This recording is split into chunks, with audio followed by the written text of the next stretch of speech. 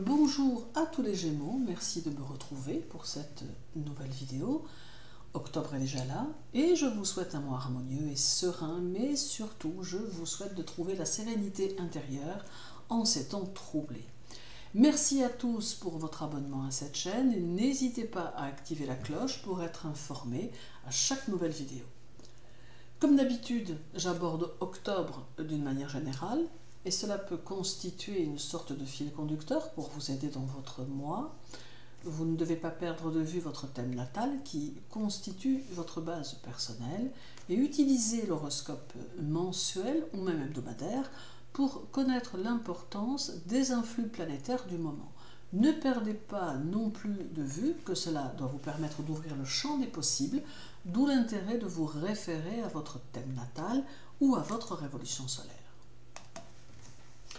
Octobre s'annonce pour vous très dynamique, mais d'un dynamisme qui sera très constructif et surtout qui sera facteur de nouveautés.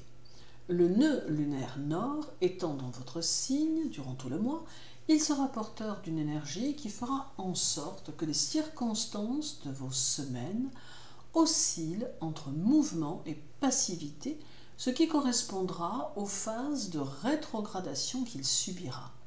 C'est donc un mois en à-coups qui se déroulera pour vous et dans lequel il ne faut pas avoir d'inquiétude particulière. Du 1er au 9, la rétrogradation du nœud nord peut entraîner quelques retards dans vos projets, mais aussi quelques réactions émotionnelles que vous aurez un peu de mal à gérer.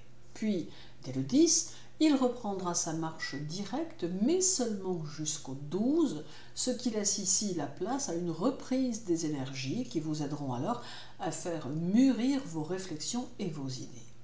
Sachant que dès le 13, et cela jusqu'au 22, il sera de nouveau rétrograde, ralentissant ainsi les choses, mais vous permettant cette fois de structurer mentalement vos objectifs et de calculer comment les mettre en pratique.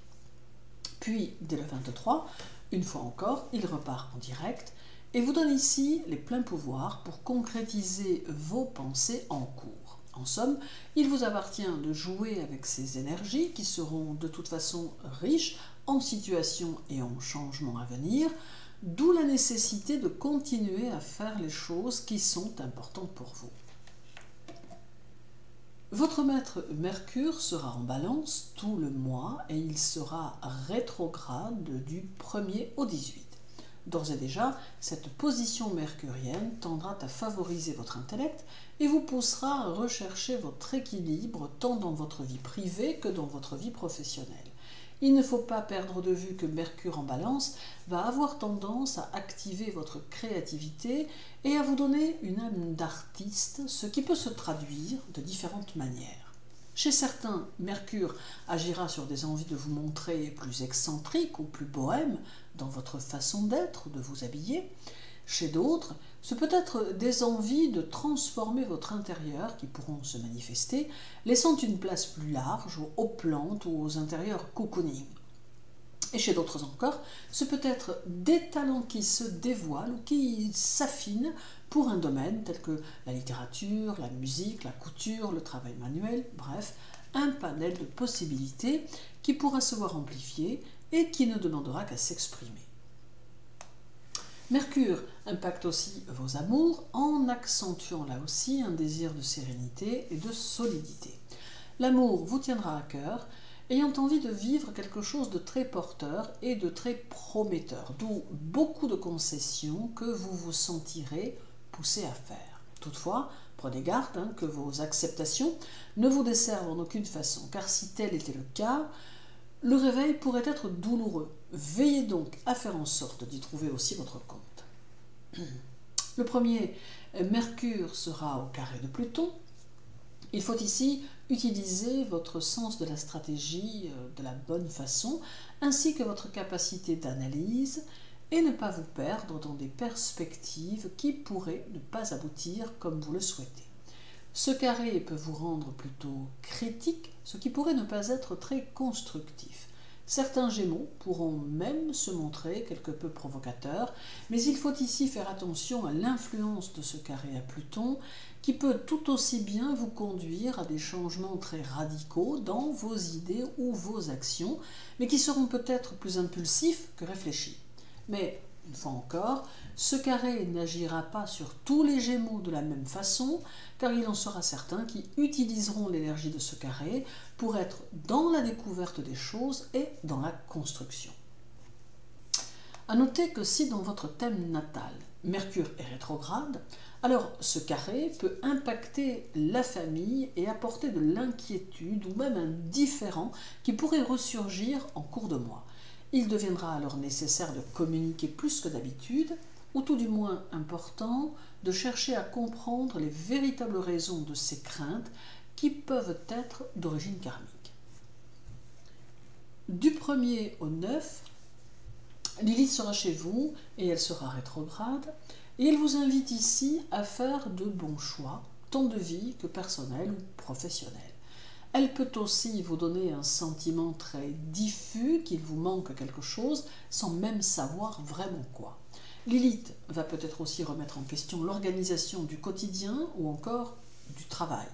Cela peut s'accompagner d'une sensation de difficulté à assumer les contraintes et l'envie d'apporter des modifications qui seraient susceptibles de les faire cesser toutes ou en partie.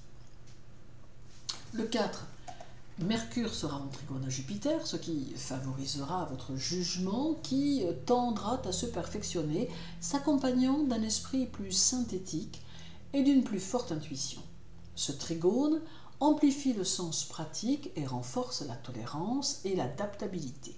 Il est aussi le signe de bienfaits qui peuvent provenir de la situation professionnelle et c'est un aspect très favorable pour votre situation financière.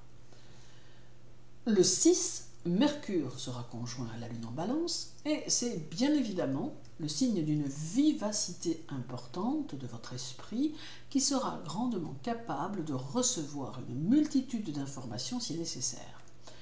Cela reste de très bon augure pour les études de toutes sortes, les stages, les formations, les apprentissages et tout ce qui peut mettre en évidence le domaine intellectuel. Par contre, cette conjonction entraîne une certaine indécision en amour, d'où des choix difficiles et des décisions contraignantes que l'on n'a pas le désir de prendre. La vie amoureuse peut se montrer un peu instable de votre fait, alors prêtez-y attention. Le 9, Mercure sera conjoint au Soleil en Balance et cela contribuera largement à assurer votre équilibre nerveux et intérieur, ce qui vous aidera à affronter les remous que vous pourriez éventuellement être amené à subir. Cette conjonction contribuera également grandement à ouvrir votre esprit tant aux idées nouvelles qu'aux points de vue différents et amènera un certain goût de l'étude qui sera de bon augure si vous avez des projets en ce sens bien sûr.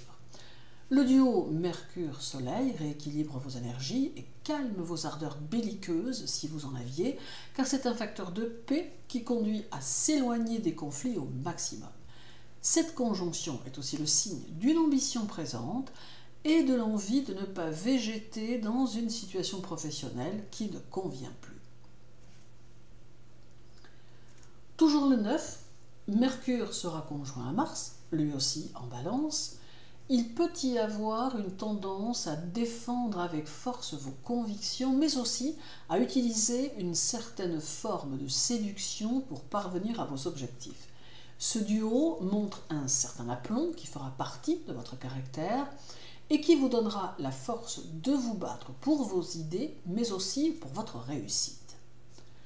Le 17, Mercure sera en sextile à Vénus en Sagittaire, d'où de l'optimisme et beaucoup d'entrain, ce qui laisse en somme présager une vie sociale que vous saurez enrichir de nouveaux contacts. Votre esprit sera rapide et plutôt brillant, ce qui peut vous permettre d'évoluer très correctement dans votre sphère socio-professionnelle. Il sera important pour vous de plaire, de séduire, afin de servir vos objectifs, mais aussi par souci de votre image que vous n'aimerez pas voir affectée par des personnes de mauvais esprit. Puis, il y aura le 24 et le 25, où la Lune sera chez vous, d'où un peu d'éparpillement à prévoir dans différentes directions et dans différents domaines. Vous éprouverez le désir d'avoir de nouveaux contacts et souhaiterez donner de l'ampleur à certaines de vos activités.